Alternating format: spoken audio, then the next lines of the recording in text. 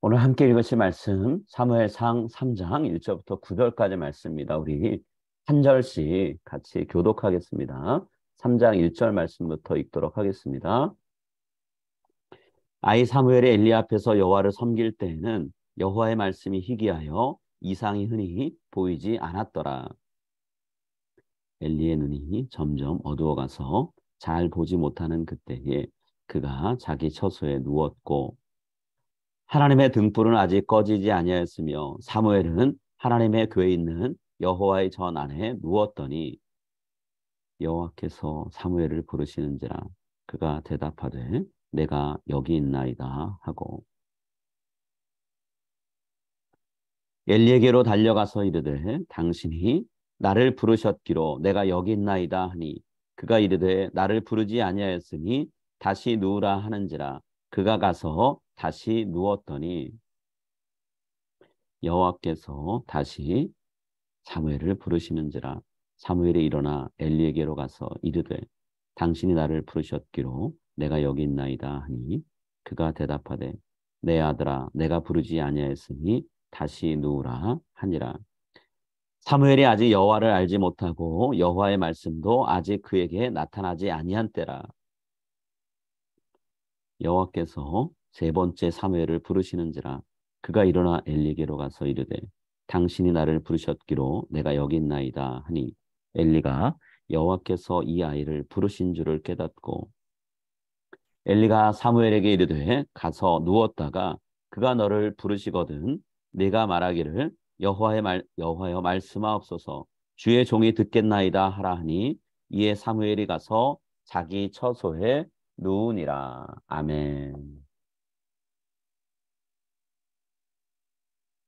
오늘 아침에는 왜 여호와의 말씀이 희귀해졌을까라는 제목으로 같이 우리가 말씀을 나눴으면 합니다. 여러분, 말씀과 이상이란 단어가 오늘 본문에 있는데요. 이 두 가지는 구약 성경에서 하나님의 자신의 뜻을 전달하시는 아주 중요한 전달 통로입니다. 그런데 사무엘이 엘리 제사장 밑에서 제사장 교육을 받던 시절에 이 두 가지를 쉽게 마주하기 어려웠다라고 오늘 본문은 말씀하고 있어요. 1절에 기록된 것처럼 여호와의 말씀이 희귀했고 이상은 흔히 보이지 않았다라고 되어 있습니다. 이 두 표현을 쉽게 우리가 이해하면 하나님과 이스라엘 백성 사이에 소통이 원활하지 않았다는 뜻이에요. 불통이 일어났다는 뜻이죠.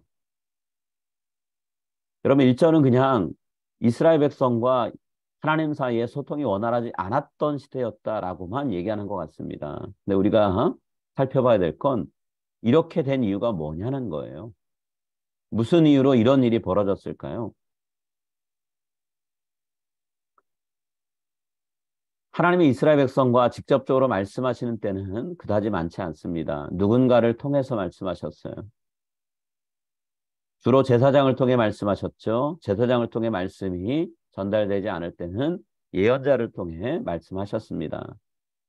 근데 이 시기는 예언자가 흔히 나타나던 시대는 아니에요.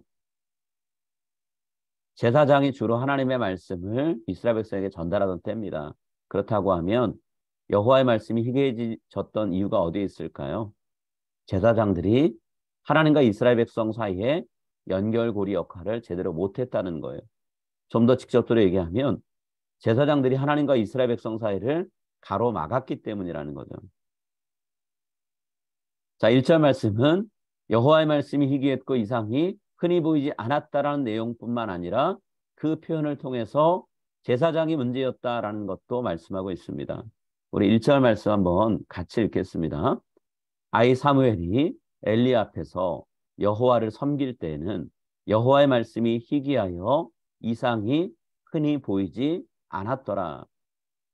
자, 희귀하다라는 말을 주목해 볼 필요가 있습니다.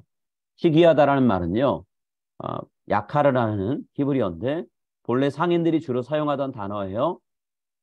희귀하다, 흔히 볼 수 없다 의미뿐만 아니라 비싸다라는 뜻을 갖고 있어요. 자, 희귀하다는 것과 비싸다는 게 어떤 식으로 연결되어 있는 걸까요? 자, 보석을 생각해 보세요. 다이아몬드, 진주, 루비, 사파이어, 에메랄드. 이런 보석은 비쌉니다. 돌인데도 비싸요. 모든 돌이 다 값이 똑같은 게 아니죠. 값진 돌이다. 보석이란 단어가 붙여진 이유가 뭘까요? 비싸게 된 이유는 뭘까요? 여러 가지 이유가 있는데 첫 번째 이유는요. 이 보석들이 아름답기 때문이에요. 색깔과 모양이 특이하죠. 아름답습니다. 자, 두 번째 이유는요. 이 보석들을 캐내려면, 얻으려면 막대한 돈과 자원이 들기 때문이에요. 쉽게 얻어지지 않는다는 거죠. 자, 세 번째 이유는요. 그렇게 많은 돈과 자원을 들여도요. 많은 양을 한꺼번에 얻기가 어렵다는 거예요. 채취해서 가공해야 되는 시간도 많이 들고요. 한 번에 채취한다고 많은 것을 얻을 수 있는 것도 아니라는 거예요.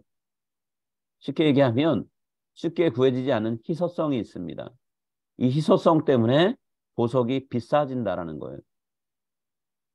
결과로 아무나 이 보석을 갖고 있지 못하죠. 이와 비슷하게 엘리 제사장 시대에도요. 여호와의 말씀이 비싸졌다라는 거예요. 그래서 아무나 들을 수 없게 됐다라는 거죠. 여호와의 말씀을 보석을 구하는 것처럼 엄청난 값을 치러야지만 겨우 얻을 수 있는 그런 희귀한 상품이 되었다라는 거예요. 자, 이렇게 만든 원인이 어디 있을까요?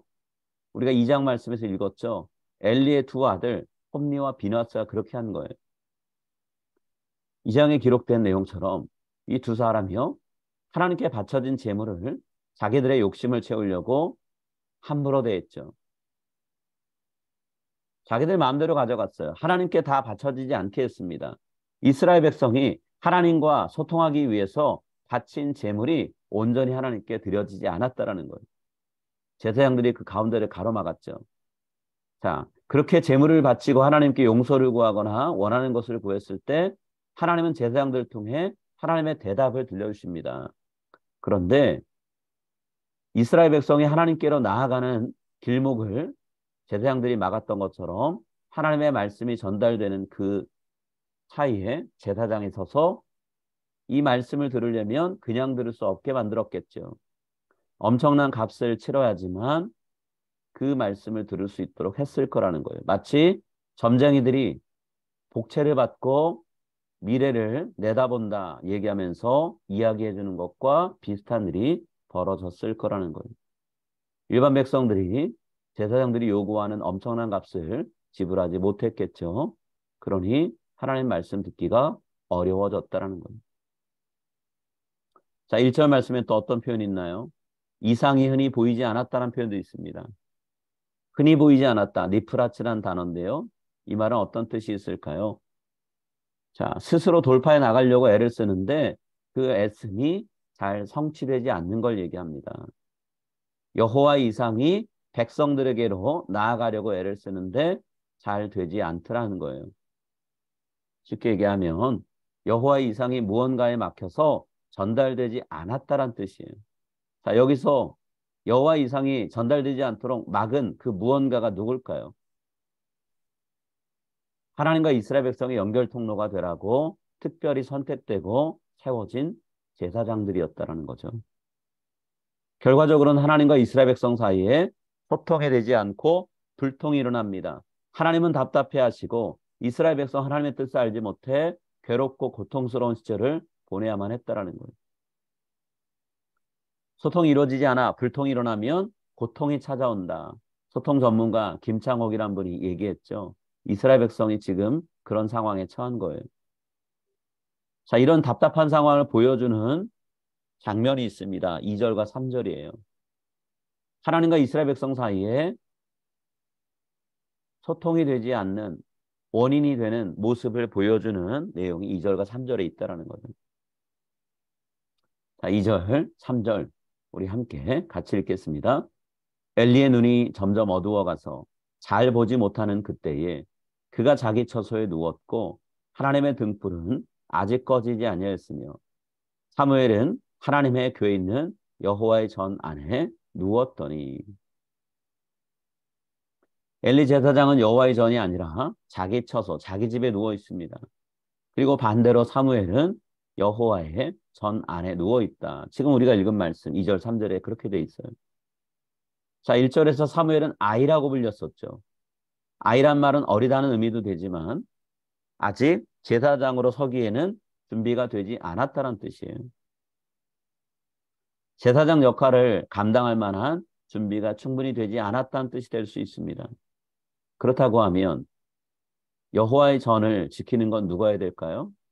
여호와의 등불을 지키는 건 누가 해야 될까요? 오랫동안 제사장 역할하며 제사장 역할을 충분히 감당할 준비가 되어 있는 엘리가 해야 되겠죠. 근데 하나님을 수십 년간 섬겨온 전문가인 엘리 제사장은 성전 안에 있지 않고요. 미숙한 사무엘이 대신 누워 있습니다. 사무엘이 궤 있는 여호와의 전 안에 누워 있다는 건 자려고 누웠다는 얘기가 아닙니다. 하나님의 등불이 아직 꺼지지 않았다 그랬어요. 하나님의 등불을 지켜야 되는 역할이 있습니다. 잠잘 수가 없어요. 지키고 있어야 돼요. 하나님의 말씀이 임하면 그 말씀을 들어야 됩니다. 고대에는 신의 메시지를 들으려고 신전 사제들이 신전 안에서 잠을 잤어요. 사무엘이 지금 하나님의 말씀에 궤가 있는 여호와의 전 안에 누워 있다고 얘기합니다. 이건 자려고 누웠다는 얘기 아니에요. 하나님의 말씀을 들으려고 기다리고 있었다는 얘기입니다. 하나님의 등불이 아직 꺼지지 않은 때까지 이러고 있었다 그랬죠. 자, 성전의 등불은 매일 저녁부터 다음날 아침까지 밝혀져야 됩니다. 제사장은 그 안에 지켜야 돼요. 등불이 꺼지지 않게 됩니다. 깨어 있어야 돼요. 직책상으로는 엘리가 제사장이니 제사장 엘리가 그 역할을 해야 되는데 제사장 교육을 받고 있는 어린 사무엘이 이 역할을 하고 있는 거예요. 말씀을 정말로 들어야 되고 말씀을 들으면 전해야 되는 제사장은 그 자리를 지키고 있지 않고 이제 막 제사장 업무를 배우고 있는 혹은 한참 배우고 있는 사무엘이 하고 있다. 하나님 말씀을 듣는 것이 간절하지 않고 원활하지 않은 것을 나타내죠. 자, 사무엘이 살던 시대, 엘리가 제사장으로 섬기던 시대는 이랬다고 얘기합니다. 이 말씀을 읽으면서 우리가 두 가지를 확인해야 돼요. 이 말씀에 비춰서 우리의 삶의 두 가지 모습을 우리가 살펴봐야 된다는 거죠. 첫 번째로 살펴야 될 게 뭘까요? 하나님과 성도인 우리 사이에 의사소통이 원활하게 이루어지고 있는가를 우리는 살펴야 됩니다. 만약에 의사소통이 하나님과 우리 사이에 제대로 이루어지지 않고 있다고 하면 그렇게 되는 원인은 어디에 있을까요? 제사장처럼 하나님의 말씀을 성도에게 전하는 목회자가 중간에서 하나님 말씀이 전달되지 않게 가로막는 장애물이 되었기 때문에 그런 걸까요? 그럴 수 있죠. 아니다라고 딱 잘라 얘기할 수는 없습니다. 그런데 또 이것도 생각해 봐야 돼요. 목회자가 아무리 열심히 말씀을 준비하고 전해도요. 들으려는 성도가 없다면, 듣는 성도가 없다면 그 말씀은 전달될 수 없겠죠. 말씀을 듣는 자리에 성도들이 있지 않다면 아무리 말씀을 선포해도 소용없는 일이 됩니다.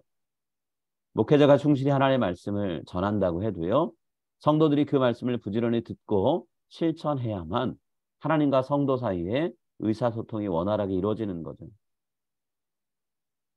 이 자리에 참석해서 목회자인 저를 통해서 전해지는 이 하나님의 말씀을 열심히 듣고 실천하려고 애를 쓰는 여러분이 참 귀한 분들입니다. 지금 갖고 계시는 이 자세를 앞으로도 계속해서 저와 여러분이 한결같이 유지할 수 있기를 간절히 바라고 소망합니다. 자, 첫 번째로 확인할 게 하나님과 성도인 우리 사이에 의사소통이 원활하게 이루어지고 있는가라는 부분이라면 두 번째로 또 우리가 이 말씀에 비춰서 점검해야 될 것이 있습니다. 뭘까요?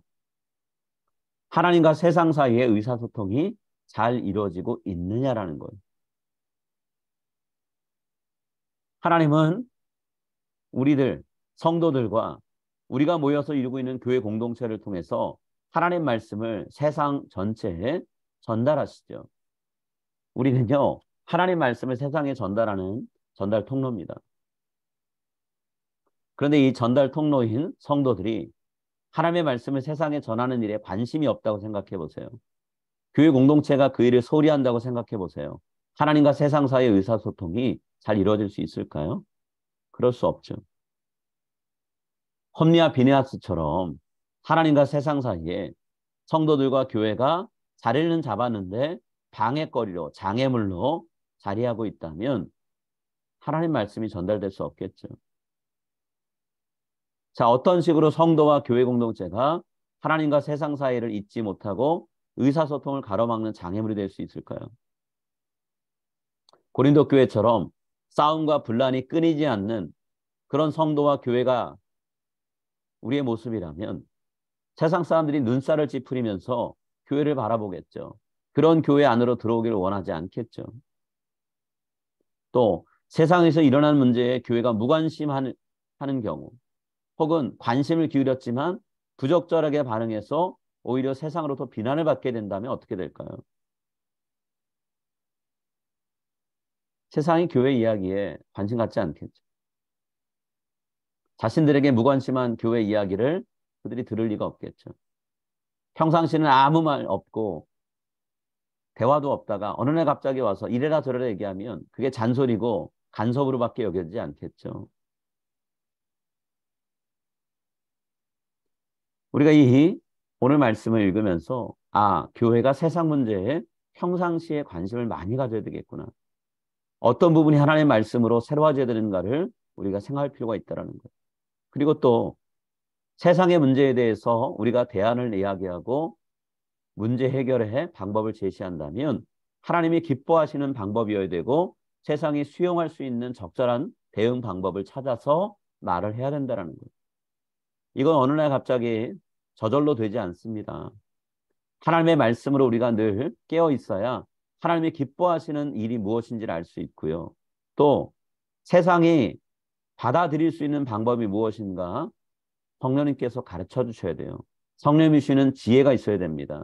말씀을 가까이 하고 성령님으로 충만하지 않으면 우리가 그런 역할을 할 수 없다라는 거예요. 하나님과 세상 사이의 의사소통이 잘 이루어질 수 있도록 그 둘 사이를 잇도록 부름받은 우리가 이 역할을 감당하기 위해서 하나님의 뜻을 깨닫기 위해 말씀을 가까이 하고 세상으로 나아가 하나님 말씀을 전하기 위해서 하나님이 주시는 지혜와 능력을 덧입는 그런 사람들이 되었으면 합니다. 여러분, 하나님 말씀이 희귀한 이유가 엘리 제사장이 나태했던 것처럼 홈리와 비느하스가 장애물이 되었던 것처럼 우리가 게으르고 나태해서 그런 일이 벌어지지 않았으면 합니다. 여호와의 이상이 흔히 보이지 않았던 이유가 하나님을 만날 만한 자리에서 그 말씀을 들어야 되는, 하나님 만나야 되는 우리가 멀어져 있기 때문에 그 일이 벌어지지 않았으면 좋겠어요.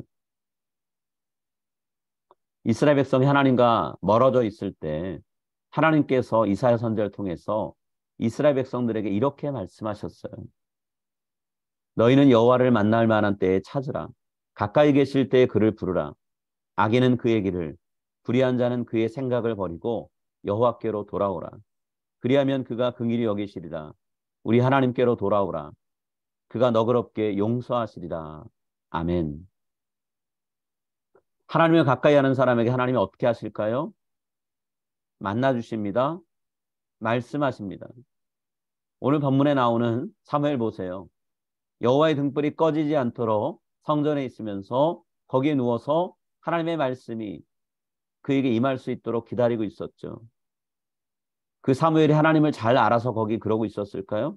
그렇지 않았어요. 사무엘은 이전에 여호와의 말씀을 들어본 적이 없다라고 얘기합니다. 하나님을 잘 알지도 못했고 여호와의 말씀을 들어본 적도 없는 미숙한 사람이었어요. 7절 말씀 우리 한번 같이 읽겠습니다.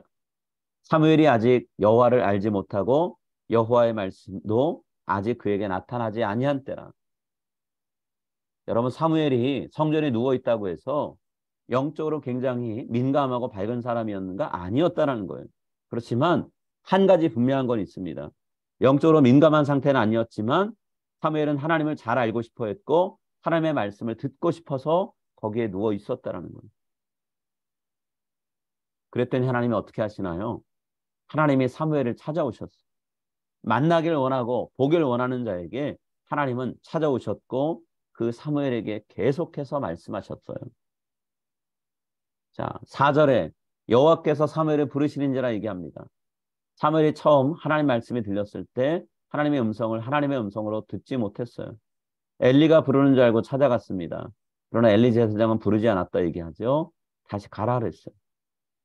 자, 잠자리에 누웠더니 혹은 성전에 누워 있었더니 하나님이 또다시 사무엘 부르시죠. 6절입니다. 여호와께서 다시 사무엘을 부르시는지라. 아직 사무엘이 여호와의 음성을 들어본 적이 없어요. 여호와를 알지 못합니다. 그래서 이번에도 엘리 제사장이 부르는 줄 알고 또 엘리 제사장에게 갔습니다. 엘리 제사장은 잠들었다가 다시 깨서 또 얘기합니다. 내가 부르지 않았다. 가서 누워라 얘기합니다. 사무엘이 또 여호와의 전에 들어가서 누웠어요. 그때 하나님이 또 세 번째로 부르시죠. 여호와께서 세 번째 사무엘을 부르시는지라. 하나님이 불러도 제대로 하나님이 부른 줄도 모르는 사람이 사무엘이었지만 하나님은 그 사무엘을 부르고 또 부르셨어요. 왜냐하면 사무엘이 아직 영적으로 민감하진 않지만 하나님의 음성을 듣고자 하는 마음이 간절했기 때문에. 세 번째로 사무엘은 엘리 제사장이 부른 줄 알고 또 엘리 제사장을 찾아갑니다. 그때 엘리 제사장이 비로소 깨닫죠. 하나님께서 사무엘을 찾고 계시는구나. 하나님께서 사무엘을 부르고 계시는구나. 그래서 사무엘에게 얘기합니다. 다시 가서 누웠다가 다음번에 또 너의 이름을 부르며 누군가 너를 찾는다면 하나님이 부르시는 것이니 하나님 앞에 내가 듣겠나이다 말씀하옵소서라고 대답하라고 얘기하죠. 자, 그렇게 사무엘이 엘리 제사장의 말을 듣고 하나님의 말씀을 이제는 정말 들을 준비합니다. 이번에도 내 이름을 부르신다면 그건 하나님이시지라고 하면서 기다리고 있었어요. 그때 어떤 일이 벌어졌나요? 하나님이 사무엘을 또 찾으시죠. 사무엘의 이름을 두 번이나 부르면서 사무엘에게 하실 말씀을 전하려고 하세요. 자, 10절 상반절 말씀입니다. 여호와께서 임하여 서서 전과 같이 사무엘아 사무엘아 부르시는지라. 자, 임하여 섰다는 게 어떤 의미일까요? 사무엘의 머리맡에 가까이 다가가 서셨다는 얘기예요. 그리고 이전에 세 번 사무엘의 이름을 부르며 사무엘과 대화하려고 하셨던 것처럼 하나님 사무엘의 이름을 부르십니다. 사무엘아 사무엘아 라고 부르셨어요. 하나님이 이렇게 사무엘과 간절히 소통하기 원하세요. 하나님의 음성을 들으려고 하는 사람, 하나님과 가까워지려고 하는 사람, 그가 들을 수 있을 때까지 하나님은 말씀하시는 분이라는 거죠. 왜 여호와의 말씀이 희귀할까요? 들으려는 사람이 없기 때문이에요. 왜 여호와의 말씀이 희귀할까요? 여호와의 말씀을 듣고 전해야 되는 사람들이 그 책임을 다하지 않기 때문이에요. 우리에게 하나님의 말씀이 들리지 않는 이유가 어디에 있습니까? 우리가 들으려고 하지 않고 말씀 선포되는 자리에 열심을 내서 있지 않으면 하나님의 말씀은 들을 수 없는 거예요. 하나님의 말씀인 성경 말씀을 우리가 펼쳐 읽지 않고 묵상하지 않으면 하나님의 음성은 들리지 않습니다. 하나님 앞에 말씀해달라고 기도하며 기다리지 않으면 하나님의 말씀은 들리지 않는다는 거예요. 세상이 왜 하나님의 말씀과 상관없는 그런 삶을 살아갈까요? 성도의 입술을 통해 성도의 삶을 통해 하나님의 말씀이 선포되지 않기 때문이라는 거예요. 선포된 말씀이 힘을 발휘할 수 있도록 우리가 그 통로가 되어야 되는데 우리가 가로막고 있기 때문이라는 거죠. 오늘 말씀을 들으면서 하나님의 말씀이 나에게 희귀하지 않고 세상에 희귀하지 않도록 하나님 말씀을 가까이 하고 하나님 말씀을 전달하는 막힘없는 통로가 되기를 원합니다. 그런 사모하는 마음을 가지고 오늘 이 자리에 있는 저와 여러분이 되었으면 좋겠어요. 하나님 말씀하옵소서 제가 듣겠나이다. 이 자세로 하나님의 말씀을 기다리는 사무엘 같은 저와 여러분이 될 수 있기를 간절히 바라고 소망합니다. 우리 함께 같이 기도하겠습니다.